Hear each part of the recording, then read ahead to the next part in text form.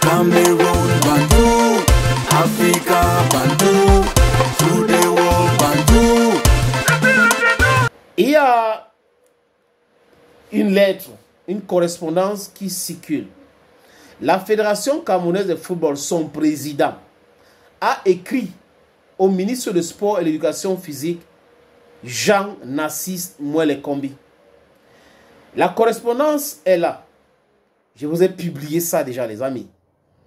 La FECAFOOT, à travers son président, demande à Narcisse Mouele-Kombi, ou moins au ministère des Sports, de justifier le paiement de l'argent des conseils SAO.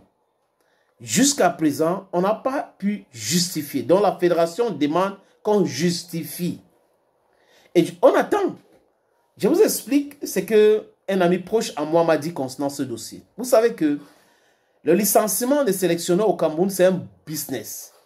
Des gens qui sont là, qui disent qu'ils sont des fonctionnaires, alors qu'ils sont là pour spolier l'État, ils font ça sciemment.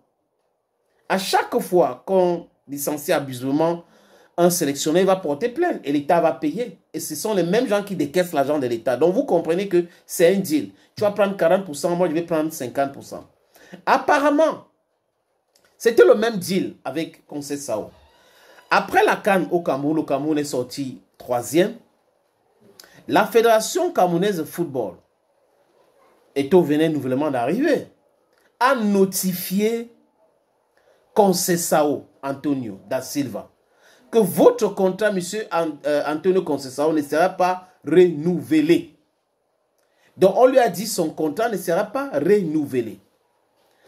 Et le ministre de Sport, Jean-Narcisse Mouele-Kombi, lui, il est allé à la CATV, l'émission de dimanche, quoi là.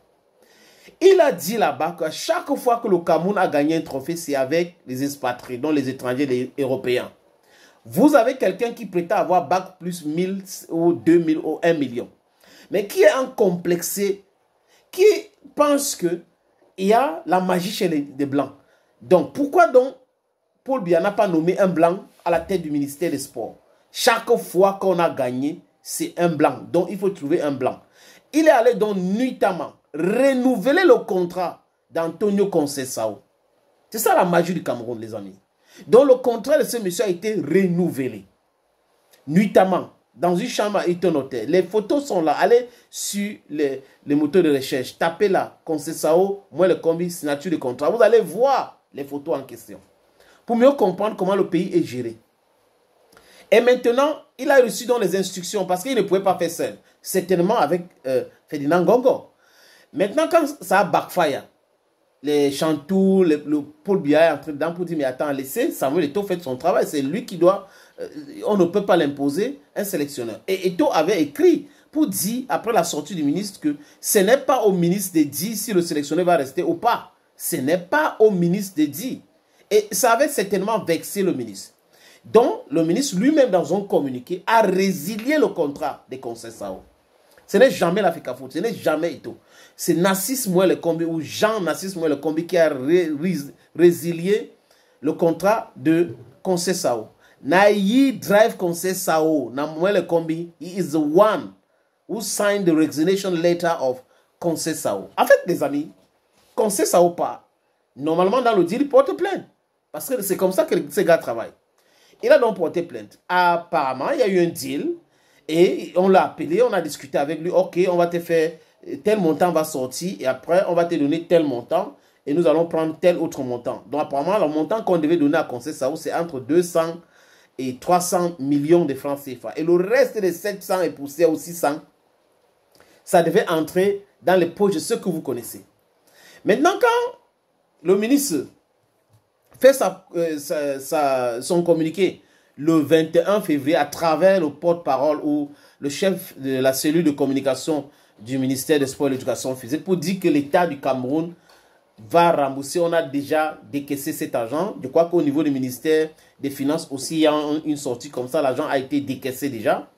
Le ministre a fait ça. Donc, le porte-parole ou le chef de la cellule de communication ne pouvait pas faire une sortie sans toutefois que le ministre donne son OK. Donc, il parlait sur l'ordre du ministre. La FECAFOOT a reconnu cela. Il dit, OK, c'est bien.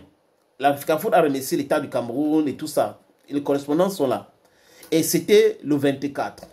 Mais jusqu'à date du 24, que on a vu la correspondance de Samuel Eto'o, on n'avait pas encore les justificatifs que on a versé cet argent à Conseil Sao. Donc quand Eto'o écrit à Jean-Narcisse Moelle Kombi, c'est pour éventrer le faux qui existe dans ce dossier. En disant que la FIFA va sanctionner si vous ne donnez pas cet argent parce que la FIFA communique uniquement avec la Fédération camerounaise de football et non avec Jean-Narcisse Moelle Kombi.